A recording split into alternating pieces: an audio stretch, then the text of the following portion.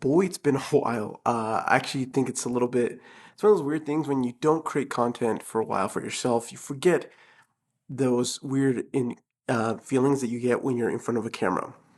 But I'm just going to talk to you as if you're here with me because that's what I want to do. So over the past year, it's been kind of a roller coaster. I actually started the year off at a company that was small, intimate, did internal corporate sort of style content, moved to more of an agency style content. By the end of the year, I was freelancing for myself. Pretty amazing, and something that I had been working for over the past almost decade, just about decade of my life. So I wanted to take a moment here and to discuss a couple of things that I think I learned over the past year that really helped me. This channel, my personal Danny Rubio channel, is going to be where I post little stream of thoughts, more talking head type style content, as well as some of my example work from my production company and things like that. So there'll be some housekeeping here on the channel, but you'll see more regular posts for myself over the next year. Let me know in the comments what type of content you'd like to hear from me as I go through this journey, because I am freelancing for the first time for myself for an entire year. And this place is going to be where I document some of the things that I've used, the things I'm doing, and hopefully share the wins and losses as they happen here. One of the biggest things that help shape where I'm today is actually kind of what you're seeing right now behind me. This is my studio space. This is the second studio space that I moved into. The first one was a little bit smaller, not smaller, it was longer. This one now is much deeper, and I will have a video on it on my other channel, which is more focused around tutorials and some of the information there. So be sure to check that out. It's called Online Creator Studio. If you haven't already, I'd greatly appreciate that. So this studio space, what it did for me was made me realize that one, there was a financial thing that I had to do. I had to make money to be able to pay for the space. And it's kind of surprising how much, there's that phrase on TikTok or even on Reels that says, you got to spend money to make money.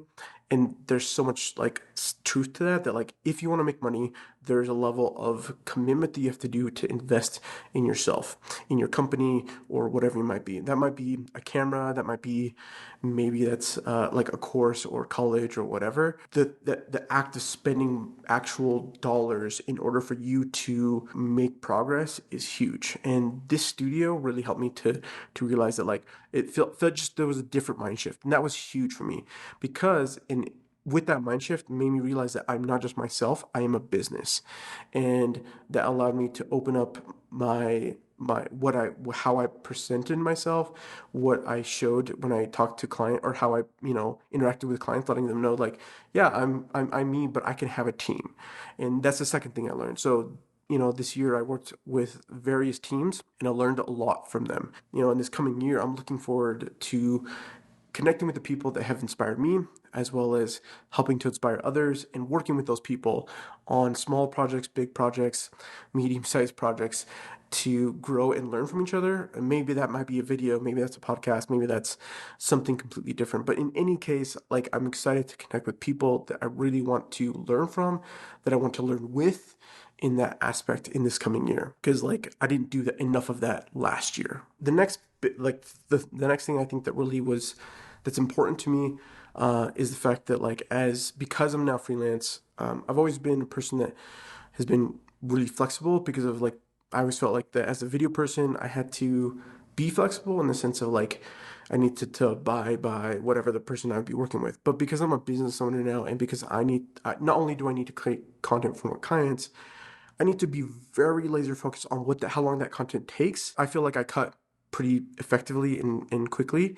And shooting, there's a little bit of a hit and miss on there, but learning what those things actually take me, so that I can prioritize more content for myself, for creating actual content that might be ads for my company, or promotions for things that I do here in my studio, to give back to the community, like workshops that I hope to plan to get set up. I wanted to get laser focused on how to, manage my time really ultimately. And I don't know exactly what that looks like yet. And as I figure it out, I'll make sure I'll post an update. One thing I have done is I picked up this book called Grip, The Art of Working Smart. And it's kind of it's a great little read. It's not time blocking. He doesn't use time blocking per se, but he lives by his calendar. He has to do to-dos that help fill in some of those gaps, but then it's flexible enough. So, because I always felt like when I tried doing time blocking, I always felt like it was like too rigid. And anyways, so I've gone through the book, I've read the book, I've been doing some of it for a week, but then holiday hit and that put a little bit of a wrench in. I'm looking forward to providing feedback once I have about a month of doing the things that it's suggested and give you my take on it. Because as a business owner, as someone who is as someone who comes from a culture that is like very like flexible, I know that's something I needed to work on tremendously, and so I'm really excited to do that. The last thing I wanted to talk about is actually something I'm really kind of surprised by, and it's the actual fact that I've been a Final Cut editor for the past decade, and there was a project this year that really opened my mind to what I've always known that I could do, but it made me realize in like actual life that I can do these things, which was I created this video. I'll leave a link up here. That was a hide and seek video that was kind of like Mr. Beast style. I had a team of video shooters. I helped produce it. I, helped edit it and put the direction of what needed to happen. And what that did is in the actual applications of stuff, like I use Final Cut and I love Final Cut.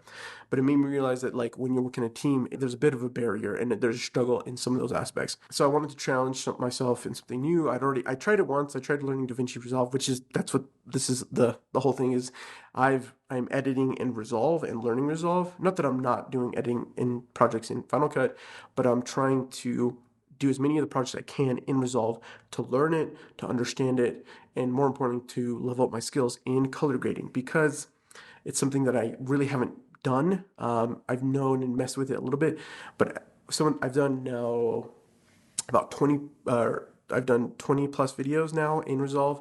It's about 3, 4 projects because of what it is, but I've learned a lot in that time. One of those things is I actually learned. I have the Blackmagic DaVinci Resolve editor's keyboard, which has been pretty cool. I'm excited to do a review on my Align Creator Studio about that.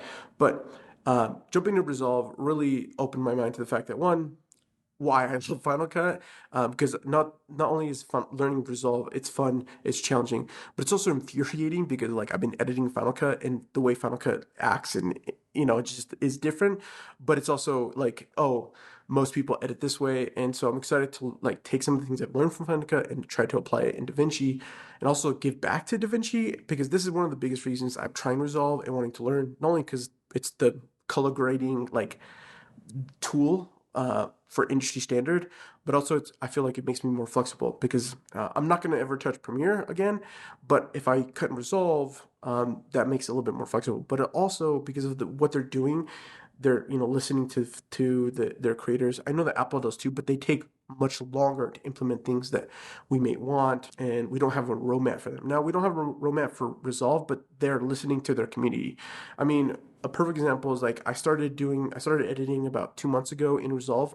It was really rough for the first couple of projects that are edits that I did, but I was like, I have to do at least 10 edits, and then at that point I can then evaluate. And I've done that, and I'm trying to learn more, and I do switch back and forth. But in that beginning stages, didn't I was in 18, and I Final Cut updated a while back with a feature called voice isolation, and I was like really missing it in Resolve.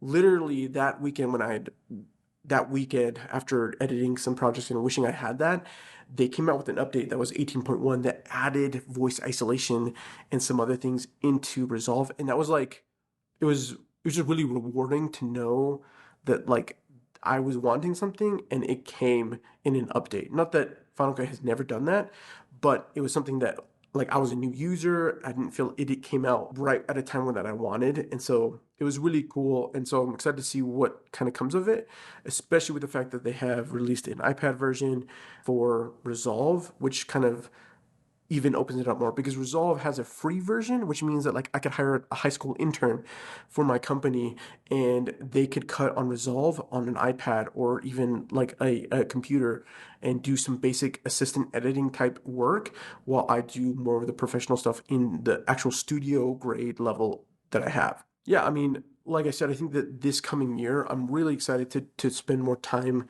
documenting some of the things that I've learned, sharing things that have been useful to me, like for my business, for myself, here on my personal channel, while also spending a little bit more time teaching on my other channel, which is Online Creator Studio. It's something I haven't done in the past several years and I wanted to do more of. And I think I just I haven't given myself permission, because part of it is that people want to be YouTubers, but like I do video work for a living. Like I've been doing video work for a living since before I even graduated college. And that's like something that I don't think a lot of people talk about, because when you do this for a living, like on a daily, regular basis, I'm getting my dopamine hits when I'm hitting that export button for like the company that I was working for or whatever it might be. And so because I was doing that, when I would come to edit my own content, there was a level of like, oh, I could do better, and that's something I'm trying to get over, because it's something we all have to get over.